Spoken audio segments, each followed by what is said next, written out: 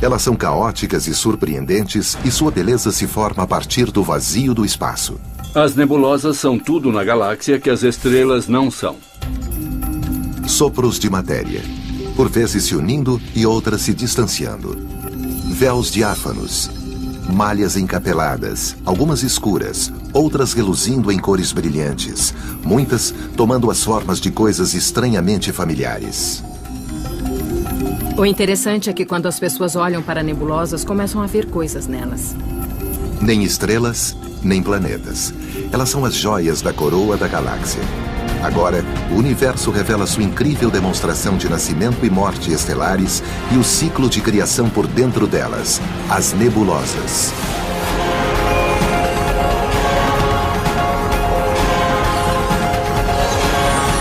O universo. Nebulosas. Esta é uma das fotografias do espaço mais famosas do mundo. Na visão do telescópio espacial Hubble, ela mostra os pilares da criação. Enormes colunas de poeira e gás, com 7 anos-luz de extensão. Por maiores que sejam, os pilares são apenas uma parte bem pequena de um imenso berçário de estrelas a 6.500 anos-luz da Terra, chamado Nebulosa da Águia. Existem nebulosas de todo tipo espalhadas entre as estrelas no espaço e estão entre os espetáculos mais surpreendentes da nossa galáxia ou de qualquer outra. As nebulosas são lindas, todas elas. Elas realmente impressionam. Derivadas da palavra grega para nuvem, as nebulosas são exatamente isso. Nuvens de gás e poeira interestelar raramente visíveis a olho nu. Mas com telescópios no espaço e na Terra, sua beleza é revelada.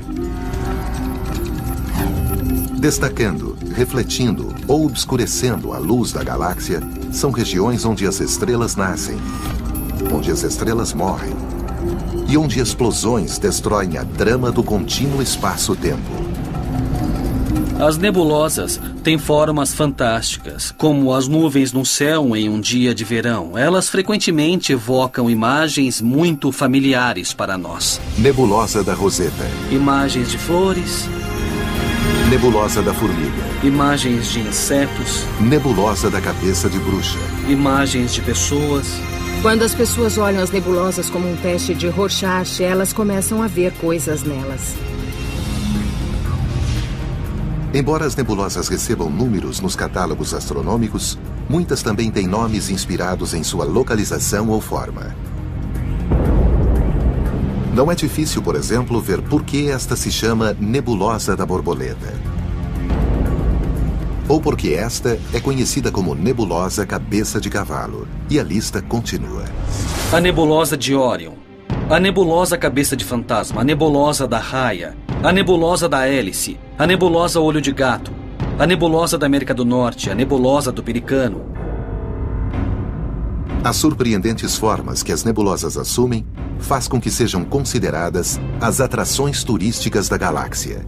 Se você está com a família em um disco voador e estiver passeando pela Via Láctea procurando um lugar interessante para parar, você vai parar numa nebulosa. Assim como as atrações turísticas na Terra, as nebulosas nos convidam a olhá-las mais de perto. Cara, é uma escalada. Uma das maiores atrações no céu noturno é a Grande Nebulosa de Órion. Uma das poucas que se pode ver a olho nu. Em uma noite limpa, ela aparece como uma estrela desfocada na estrada de Órion. Provavelmente a constelação mais conhecida no céu. E a Nebulosa de Órion é a mais ativa área de formação de estrelas em nossa galáxia. Ela ilumina o céu como nenhuma outra. Ela é das grandes. Em termos de nebulosas, é a placa de Hollywood. E o motivo pelo qual os viajantes querem chegar perto de atrações turísticas é o mesmo pelo qual os astrônomos querem dar uma olhada mais de perto nas nebulosas. Ambos querem tirar fotos. Isso. Afinal, a graça, o turismo, quer seja terreno ou astronômico, está nas fotos. Isso, bem aí. As fotografias de nebulosas ocupam um nicho muito especial. Um nicho muito importante, creio eu. Porque elas realmente estão no auge. Elas estão na confluência da arte e da ciência. Mas para conseguir boas fotos de uma nebulosa, não basta apenas apontar a câmera e clicar. Nas montanhas ao norte de San Diego, um grupo de astrônomos amadores tem um longo caminho a percorrer na busca por nebulosas e para tirar boas fotos. É um bom tempo de estrada, mas vale a pena vir aqui. Uma noite sob as estrelas, mesmo que eu não consiga nenhuma imagem, vale a pena. Só para ver o que eu não posso ver da minha casa. Com um equipamento tão complexo, esses entusiastas dizem que não estão apenas tirando fotos. Aqui a palavra usada é registro. E seus alvos favoritos são as nebulosas. Só de poder olhar para elas e imaginar o que está acontecendo lá naquela nuvem de gás e poder ver o lugar onde as estrelas estão se formando é uma experiência sensorial incrível, sem igual. Além de seus telescópios portáteis, o grupo também construiu um complexo de observatórios permanentes. Dentro do edifício que abriga seu telescópio de 50 centímetros, o experiente astrofotógrafo Alan Smallbone prende uma autocâmera especial ao visor. Ele está se preparando para registrar a nebulosa de Orion. Esse objeto representa um grande desafio para mim, porque tem áreas muito claras, tem áreas muito luminosas e tem áreas muito escuras. É um objeto muito difícil de fotografar com precisão. As câmeras digitais usadas pelos astrofotógrafos da atualidade emulam a visão colorida do próprio olho humano. Existem 3 tipos de células cônicas na retina, cada uma sensível à luz azul, verde ou vermelha. Por isso, essas cores são consideradas as cores primárias da luz. Mas a retina de uma astrocâmera é um chip de computador sensível apenas ao preto e branco. Portanto, para fazer fotos coloridas, ela utiliza filtros vermelho, verde e azul, fazendo pelo menos uma imagem de cada um. Isso geralmente é chamado de técnica RGB e é o padrão para produzir cores mais naturais. Ao capturar a nebulosa de Orion, Alan faz exposições prolongadas de 5 minutos usando cada um dos 3 filtros. Mas as nebulosas são tão indistintas que, para tirar as melhores fotos, ele frequentemente precisa fazer dezenas de exposições, levando uma média de 14 horas. Ninguém disse que era fácil. Esses processos podem ser tediosos porque consomem muito tempo e envolvem longos períodos em que você fica sentado esperando a câmera trabalhar e rastrear. E realmente não há nada a fazer, exceto sentar e esperar.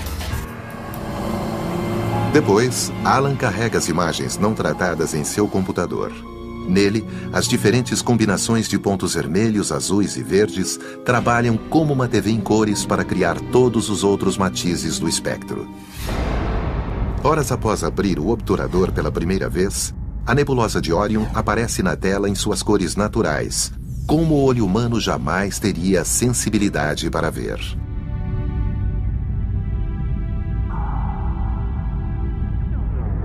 As incríveis imagens destas e de outras formações demonstram o motivo por que, quando o assunto são as nebulosas, a astrofotografia é indispensável. A combinação do telescópio e da câmera realmente permite que se veja detalhes e estruturas das nebulosas que você não teria condições de ver a olho nu, porque são muito fracas e difusas. Com 15 anos de extensão, é uma nuvem enorme, composta em sua maior parte por hidrogênio. É o exemplo mais perfeito do tipo de nebulosa conhecida como nebulosa de emissão. Ela é o berço das maiores estrelas que nascem em nossa galáxia. E é o exemplo mais próximo desse processo para nós. Então, quando você olha para a grande nebulosa de Orion, está olhando para o nascimento de estrelas. Entre as milhares de estrelas jovens na nebulosa de Orion, há 4 que se destacam. Os cantos de um aglomerado de estrelas chamado trapézio, devido à sua forma trapezoidal. Enormes e quentes, elas são responsáveis por este espetáculo astronômico luminoso. O trapézio no centro da grande nebulosa de Órion é o que energiza, é o que faz dela uma nebulosa. Se não tivesse as estrelas do trapézio, seria uma nuvem escura. A radiação das estrelas do trapézio esculpe o gás circundante e faz com que reluza com a luz emitida.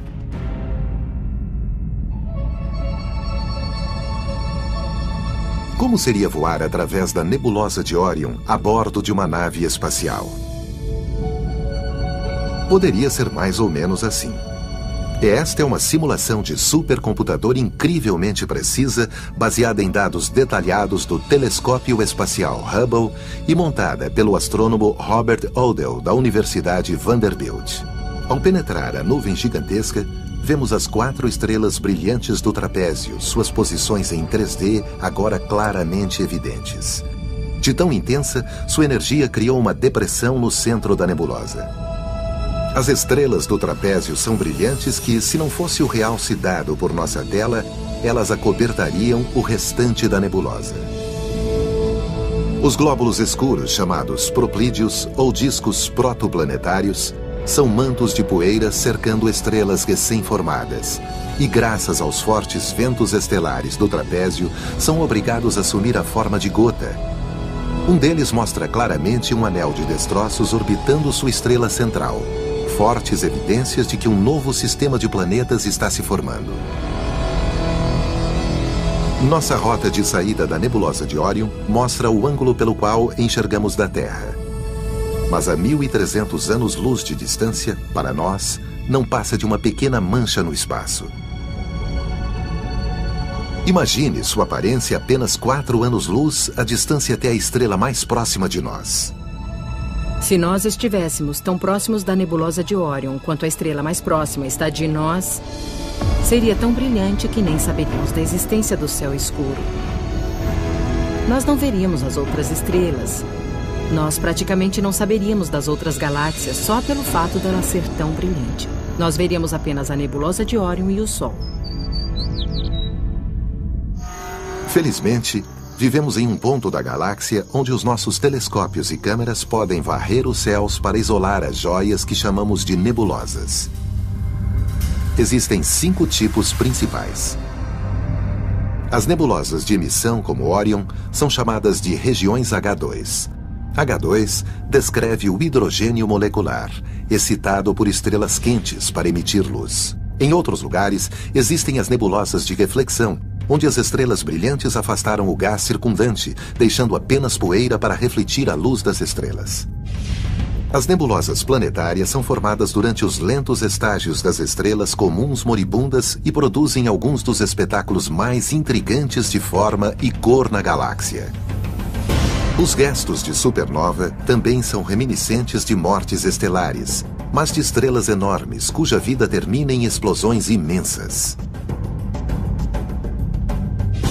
E, finalmente, existem as nebulosas escuras, nuvens de gás e poeira interestelar visíveis, geralmente porque aparecem em silhueta contra as nebulosas brilhantes atrás delas. Com o tempo, as estrelas vão nascer dentro delas. Mas a origem das nuvens de estrelas, gás e poeira das galáxias é o fenômeno mais intrigante de todos. Brotando do misterioso meio interestelar, a charada das nebulosas é como podem se formar a partir daquilo que é praticamente um nada. O espaço e seu imenso vazio têm muito mais do que os olhos podem ver. Preenchendo as distâncias entre o Sol e todos os seus vizinhos galácticos está o meio interestelar, ou ISM. Quando pensamos na escuridão entre as estrelas, nós às vezes pensamos que não há mais nada lá, apenas o vácuo no espaço. Mas na verdade, até mesmo o chamado vácuo no espaço está cheio de poeira e gás. Mas ele é bem rarefeito. Quão rarefeito? Talvez melhor do que o melhor vácuo que podemos criar no planeta Terra. As partículas dentro do meio interestelar são 90% de átomos de hidrogênio, 10% de hélio e apenas rastros de outros elementos e partículas minúsculas de poeira.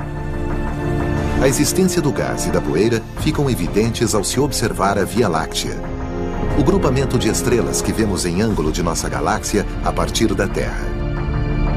Lá, os espaços escuros parecem estar vazios, mas na realidade o oposto é verdadeiro.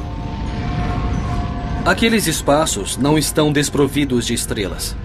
Na verdade, são poeira entre nós e as estrelas distantes no plano da nossa galáxia, e eles bloqueiam aquela luz.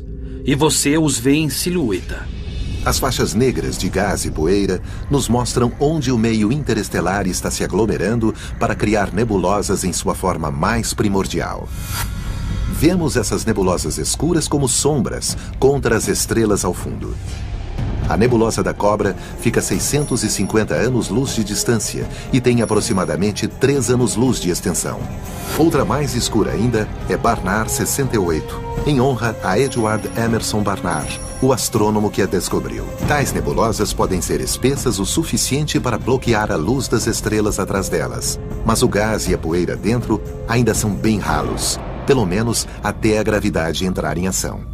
A gravidade é atrativa. Como consequência, temos aglomerados de gás, não importa quão rarefeitos, sendo atraídos pela gravidade até haver grumos de material nuclear se condensando. À medida que a gravidade começa a comprimir o gás, ele começa a se aquecer bastante, gerando as temperaturas de uma estrela. As novas estrelas explodem e nascem, iluminando suas cercanias com um brilho colorido, e as nebulosas escuras restantes ficam destacadas. E como as nebulosas brilhantes, suas formas sugerem nomes.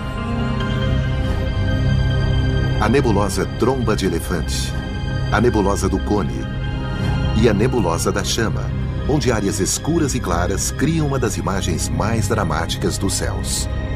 As cores luminosas das regiões formadoras de estrelas vêm dos gases das nebulosas excitadas pela radiação ultravioleta invisível das estrelas novas das proximidades que estão quentes.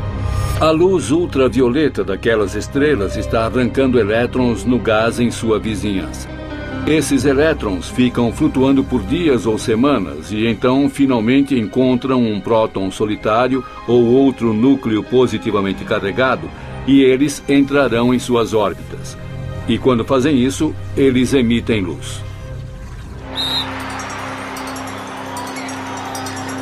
Na Universidade de Rochester, o astrônomo Adam Frank compara a agitação de gases em uma nebulosa a um jogo de basquete.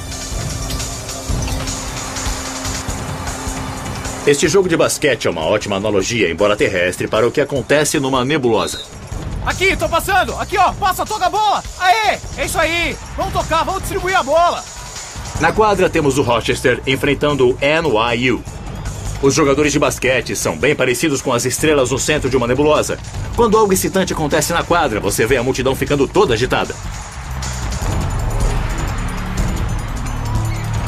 A multidão se levanta, torce, emite energia. Nesse caso, é energia sonora, mas na nebulosa seria luz. Esta é exatamente a mesma coisa que acontece quando um elétron é arrancado de um átomo. Fica voando por um tempo e então encontra outro átomo com o qual se recombinar. E ao mesmo tempo, ele emite energia.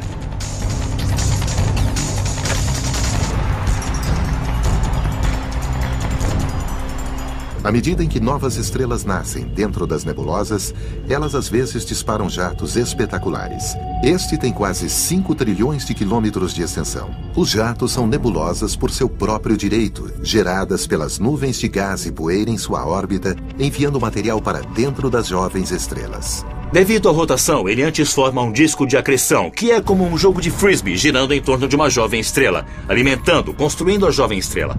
Mas sempre existem campos magnéticos no meio desse gás, e à medida que o disco gira, o material se acumula sobre as linhas de campo, como as chamamos. E ele gira e então é lançado para o espaço. Finalmente, as linhas de campo são envergadas, colimando o jato, criando uma coluna de jato bem sólida.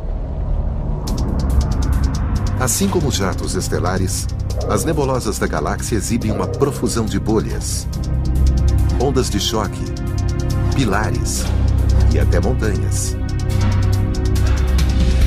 Estas são chamadas montanhas da criação. Uma nebulosa frequentemente comparada aos famosos pilares da criação, mas de fato, 10 vezes maiores. Embora tenham 70 anos-luz de extensão, esta imagem, feita em luz visível, revela uma aparência sutil. Mas veja o que acontece quando olhamos para uma foto do telescópio espacial Spitzer, que os vê em infravermelho. O comprimento de onda da luz infravermelha é ligeiramente mais longo do que aquele da luz visível. É mais vermelha do que a luz vermelha. Costumamos ver a luz infravermelha de corpos como os nossos, que são cálidos, mas não extremamente quentes.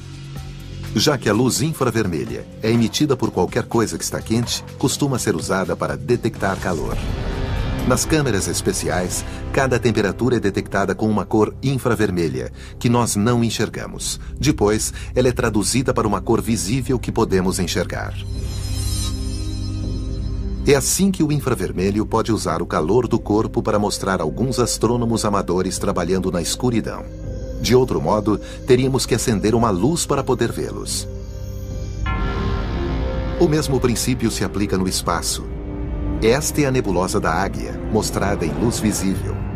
Mas o telescópio Spitzer, que usa infravermelho, a vê de uma maneira muito diferente, revelando uma região de poeira extremamente quente vista aqui em vermelho. Mas você tem de se perguntar o que poderia deixar a poeira tão quente? As estrelas na nebulosa? Não são luminosas nem quentes o bastante, mas talvez a explosão de uma supernova. Talvez a morte violenta de uma estrela. Uma supernova poderia produzir uma onda de choque enorme que poderia ter um impacto substancial, porque a nebulosa da Águia é o lar dos pilares da criação. Para os pilares não parece que vai ser muito bom. O grande problema é que aquela onda de choque da supernova, que está se expandindo a partir da estrela que está explodindo, cedo ou tarde vai atingir aqueles pilares. E quando atingir os pilares, vai evaporá-los e eles serão destruídos, deixando as estrelas que estão se formando nos pilares para trás. Mas todo aquele gás e poeira e aquelas belíssimas formas parecidas com pilares simplesmente vão desaparecer. O infravermelho, que revela o destino dos famosos pilares, é apenas uma das ferramentas na caixa dos astrônomos. Mas as nebulosas podem ser vistas em luzes de todos os tipos, arrancando véus que, de outro modo, manteriam seus segredos ocultos para sempre. No universo repleto de luz, os astrônomos aprenderam a ver as estrelas analisando luzes de diferentes tipos, como as imagens em infravermelho do telescópio espacial Spitzer. O infravermelho é apenas uma região do espectro eletromagnético, uma escala imensa que usamos para medir os comprimentos de onda de todos os tipos de radiação. Em um extremo estão as ondas de rádio com os comprimentos de onda mais longos, e no outro extremo os raios gama com os mais curtos, e entre eles as outras faixas, incluindo a luz visível, que é uma fração tão minúscula do todo que é difícil de imaginar. E qual é o tamanho do espectro visível? Se você tivesse um rolo de filme representando todo o espectro eletromagnético, estendendo-se 4.000 quilômetros, da Califórnia ao Alasca, a seção que conteria o espectro visível cairia mais ou menos no meio, perto da Universidade de Washington.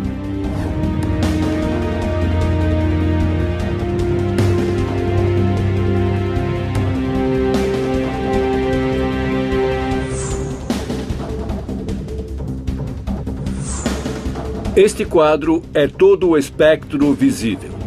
É apenas um quadro em mais de 3.000 quilômetros de filme e é tudo o que o olho humano consegue ver. A importância desse quadro é que as estrelas emitem quase toda a sua luz nesta parte do espectro. E embora a luz seja visível, ela ainda contém ferramentas ocultas que nos ajudam a explorar as nebulosas de maneiras que os nossos olhos não conseguem sozinhos. E esses segredos estão no próprio espectro. A luz visível nesta lâmpada vem do gás hidrogênio excitado pela eletricidade, formando um plasma incandescente, igual ao que acontece em uma nebulosa. Ao olhar a lâmpada através de uma grade de difração, podemos dividir a luz em 3 linhas estreitas no espectro, uma impressão digital virtual da luz produzida pelo hidrogênio. No espectro, você vê 3 linhas. Uma é vermelha, uma é azul claro e a outra é azul profundo. Esse padrão de comprimentos de onda é absolutamente único para o hidrogênio e não há maneira de confundir o hidrogênio no espectro de uma nebulosa com qualquer outro elemento. É como a multidão em nosso jogo de basquete. A massa de torcedores é composta por fãs individuais e cada um tem a sua própria voz. Vozes que poderíamos distinguir claramente se tivéssemos como isolá-las.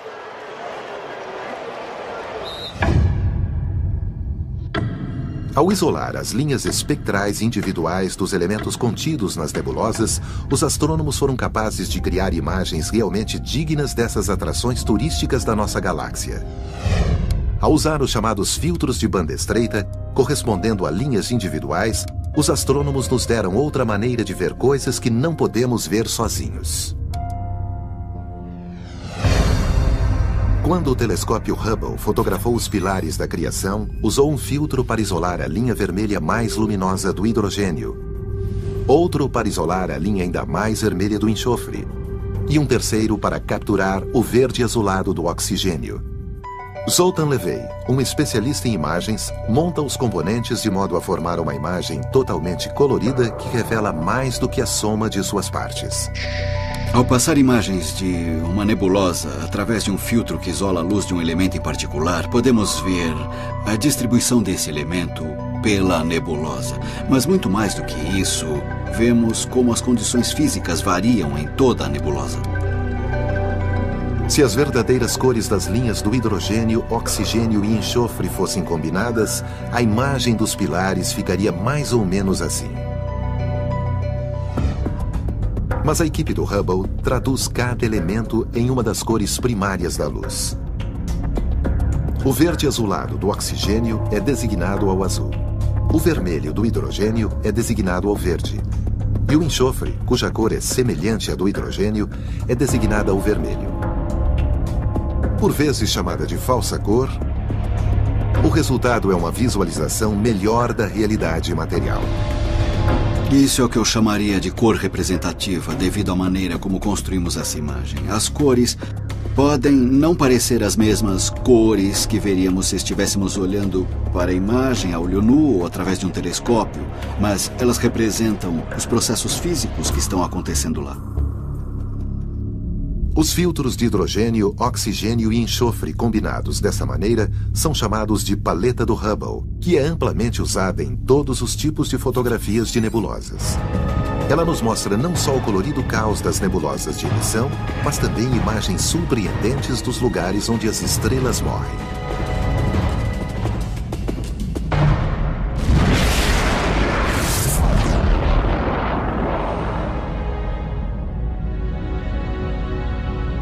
Essas joias belas e complexas que pontilham o cosmo, marcando a extinção de estrelas, chamam-se nebulosas planetárias, um termo cunhado em 1784.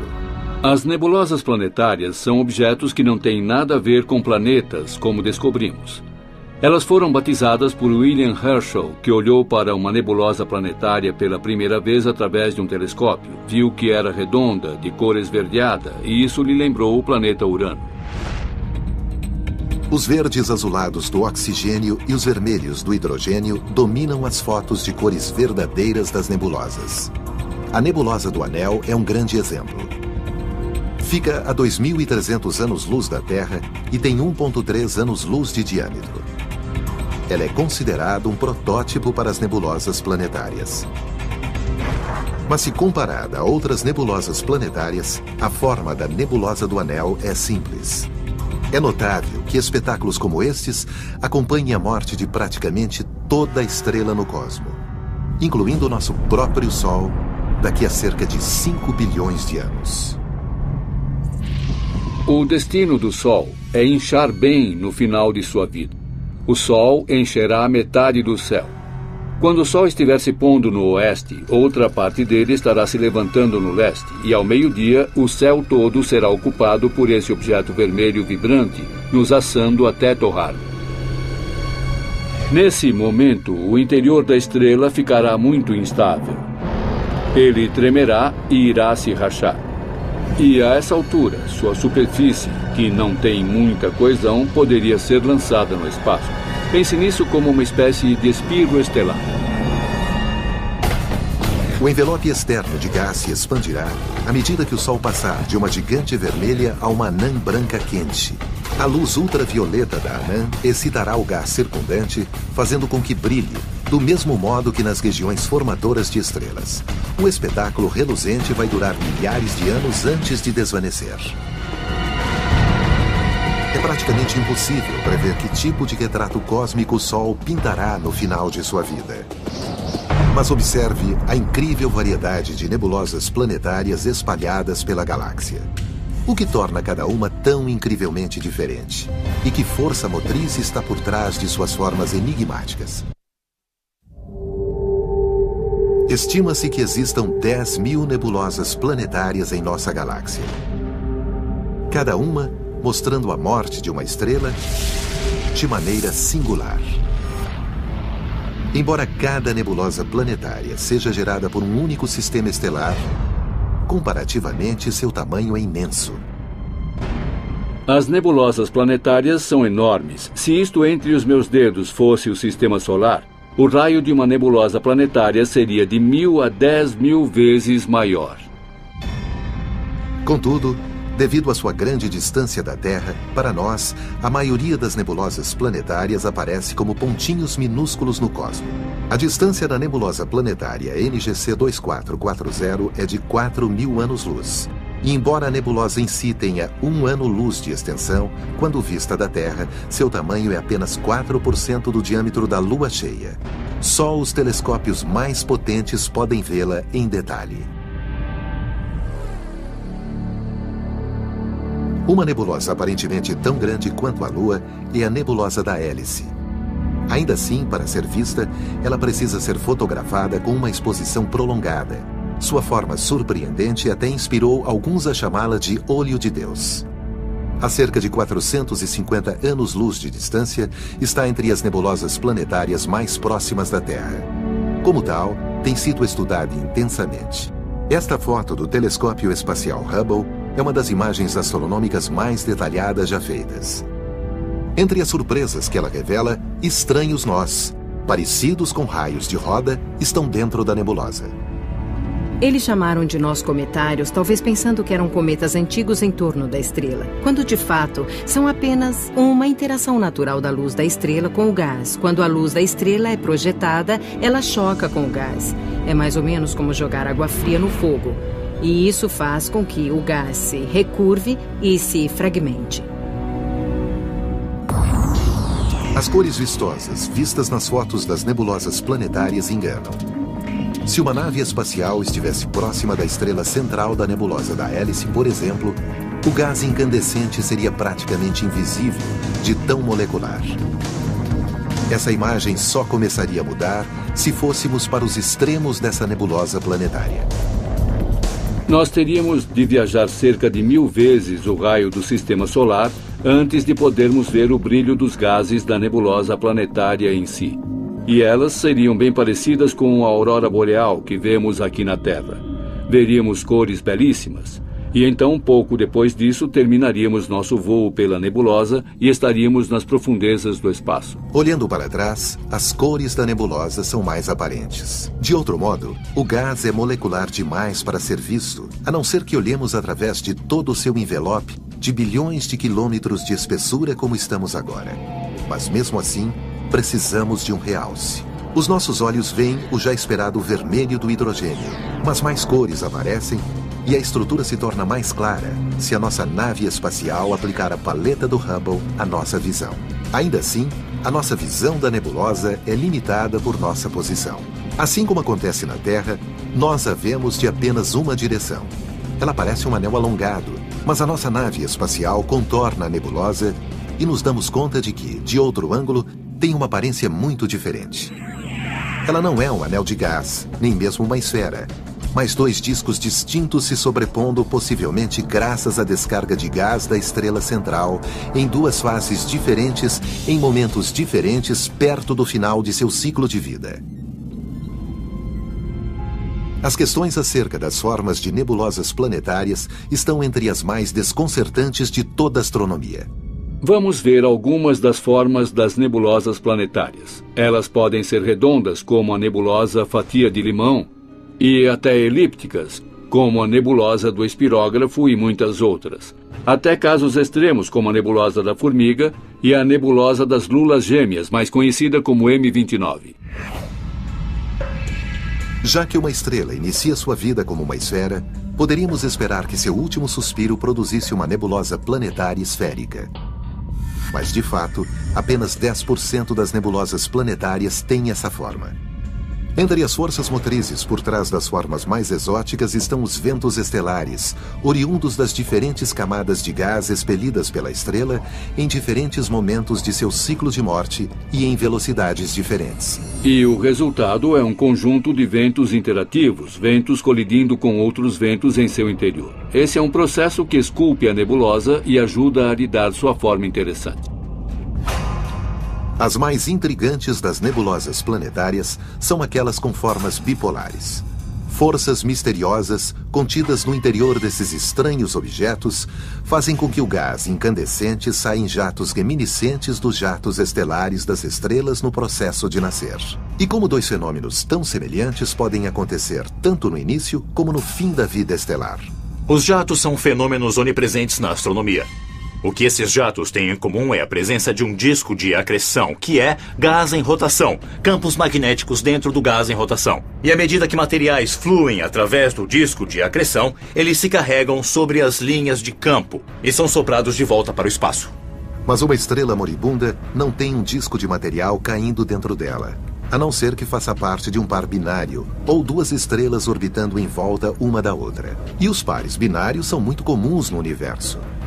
À medida que as duas estrelas giram em torno uma da outra, uma das estrelas está cedendo massa para a outra. O material flui de uma das estrelas para a outra e se forma um disco de acreção. Campos magnéticos aparecem naquele disco de acreção e o material é soprado dele, assim como nos outros casos. As nebulosas planetárias representam os processos normais da morte de estrelas em todo o universo. Mas existem estrelas gigantes no universo que estão longe de serem normais e concluem sua vida em explosões enormes. E, frequentemente, as nebulosas resultantes são as únicas pistas de como encontraram o seu violento fim. Em 1054, uma estrela gigantesca explodiu a 6.300 anos-luz do Sistema Solar. Da Terra, parecia ser uma estrela nova, a mais brilhante no céu. Era 10 vezes maior do que Vênus e ficou visível em plena luz do dia por 29 dias. Ela foi vista por astrônomos chineses e talvez pelo povo Anasazi do Novo México, como se pode ver em um de seus petroglifos. Ela desvaneceu quase tão rapidamente quanto apareceu e hoje só podemos vê-la usando telescópios. Mas o que restou dela é espetacular. 1000 anos depois, nós a chamamos de Nebulosa do Caranguejo, uma de uma série de nebulosas conhecidas como restos de supernovas. Os restos de supernovas são essencialmente as nuvens de destroços em expansão resultantes da explosão estelar de uma estrela realmente grande. É a explosão de morte de uma estrela imensa no final de sua vida. Os restos de supernovas são semelhantes às nebulosas planetárias, pois cada uma resulta da morte de uma estrela. Quando uma estrela inicialmente evolui para se tornar uma nebulosa planetária, ela ejeta massa densa de sua superfície muito lentamente. Mas não é uma explosão, é apenas uma ejeção. Uma supernova é muito mais simples, é apenas uma explosão. Tudo acontece em segundos. E a nebulosa que vemos em volta são os estilhaços que ainda permanecem. O espetáculo de luz vem da onda de choque da explosão colidindo com o material circundante e resultando em sua incandescência. O princípio foi dramaticamente ilustrado como realmente aconteceu em 2004, quando o telescópio espacial Hubble capturou esta onda de choque, atingindo um anel de gás nos restos de uma supernova que explodiu a 160 mil anos-luz de distância em 1987. Mais perto de nós, a nebulosa do Caranguejo permanece como a mais famosa de todos os restos de supernovas. Estudada através de telescópios há 300 anos, ela contém um segredo em seu interior que só foi descoberto em 1968. Bem em seu centro existe um pulsar, girando 30 vezes por segundo. Um pulsar é uma estrela de nêutrons giratória tão densa que apenas uma colher de chá dela pesaria 1 bilhão de toneladas. Aquele, dentro da nebulosa do Caranguejo, tem apenas 29 quilômetros de diâmetro e pesa mais do que o nosso Sol. Ele está girando rápido, mas perdendo energia gradualmente, começará a girar mais devagar. E a energia de sua rotação está sendo transferida para o gás e, de fato, grande parte da radiação dentro daquela nebulosa é alimentada pela diminuição da velocidade do pulsar. Sua radiação é vista como sinistro brilho azul no centro da nebulosa do Caranguejo. Ela é gerada por elétrons movendo-se praticamente à velocidade da luz através dos campos magnéticos do pulsar. Mas existe mais do que apenas um brilho azul. Fotos espaciais recentes revelam que os campos magnéticos estão agitando o centro da nebulosa. Você vê pequenas ondas emanando do pulsar. Não seria uma analogia ruim pensar em um campo magnético como elásticos esticados, e quando solta, você causa uma perturbação que atinge todo o campo. E é mais ou menos isso que está acontecendo. Desconhecemos os detalhes, mas podemos ver o fenômeno, e ele está bem claro. A morte da estrela que formou a nebulosa do Caranguejo é parte do ciclo de vida da galáxia. O gás expelido para o espaço como restos de supernovas e nebulosas planetárias retorna ao meio interestelar, onde se torna matéria-prima para futuras gerações de estrelas. Esse processo não tem como continuar para sempre, porque temos uma quantidade finita de gás e hidrogênio. Cedo ou tarde, a maior parte do hidrogênio e do hélio que iluminam as estrelas é consumida e as estrelas apagam.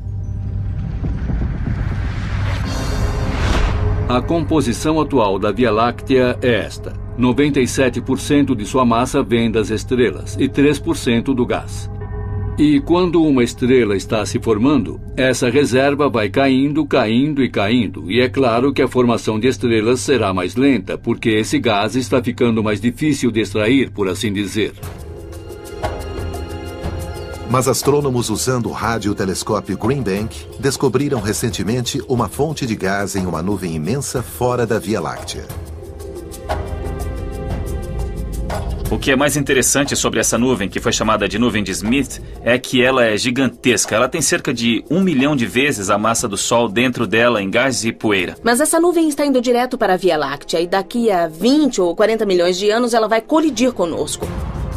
E isso vai criar pressão, uma onda de choque. E pode dar início à geração de centenas de novas estrelas quando colidir com a Via Láctea. À medida que o gás da nuvem de Smith for comprimido pela colisão, uma nebulosa formadora de estrelas novinha em folha irá iluminar a galáxia. E o ciclo de vida do universo seguirá seu caminho. Contudo, a longo prazo, não existem nuvens de Smith suficientes para sustentar o processo e, gradualmente, as nebulosas irão desaparecer. O universo tem cerca de 14 bilhões de anos de idade. Volte daqui a 100 bilhões de anos e olhe para a Via Láctea. Aquela grande e brilhante massa de estrelas não poderá mais se formar. Tudo o que restará serão antigos restos de estrelas que se formaram no passado distante. É um lugar monótono, um lugar muito sem graça. Nós vivemos em uma época empolgante na era do universo. Antes das estrelas se apagarem e antes do fim do reservatório de novos materiais para formar novas estrelas e planetas. É uma época privilegiada. Esta é uma época em que o céu ainda permanece repleto de espetáculos, como a grande nebulosa de Órion, os pilares da criação e o olho de Deus. Cada um, uma pequena maravilha da natureza na grande imensidão do universo.